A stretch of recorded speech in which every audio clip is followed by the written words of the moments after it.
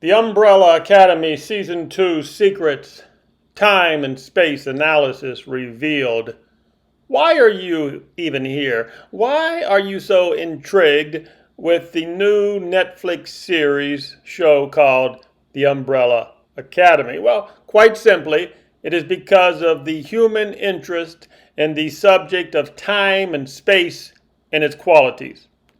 We are here for such a short time, you and I, humans, in comparison to all other things like the sun, the stars, and the moons. We are a tiny, tiny micro blip in history.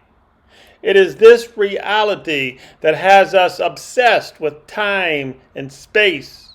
So let's dig into the secrets that Season 2 has unleashed on our visual cortex.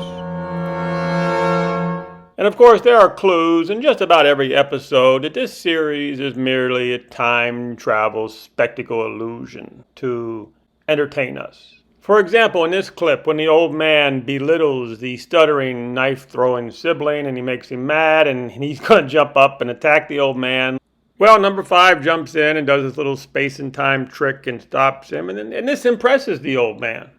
Now that is interesting. All right. Well, as you can imagine, the family reunion does not go so well, but I thought it was kind of funny when the old man says, "What would possess me to adopt 7 ill-mannered malcontents?" I thought that was funny.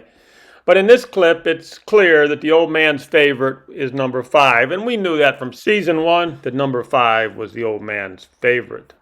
He even takes number 5 away in private and says, "Why don't you work on this time travel thing in seconds?" Seconds, yes, worlds can be saved and wars can be won just on mere seconds. So he is imparting on number 5 some words of wisdom on how to deal with this superpower of time travel.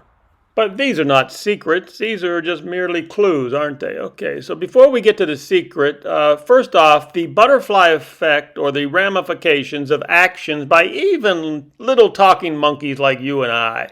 These are not truly appreciated on the whole grand scheme of things. So we don't think that you don't think that you or I can actually do anything to change the world, but we may be surprised. But imagine, if you will, the implications of 6 or 7 people with superpowers thrown back into time, and that's exactly why you and I are here talking today.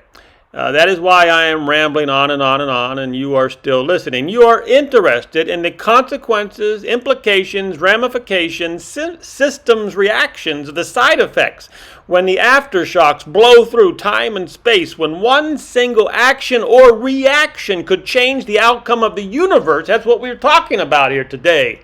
The implications and the ramifications of an action, say like Luther here.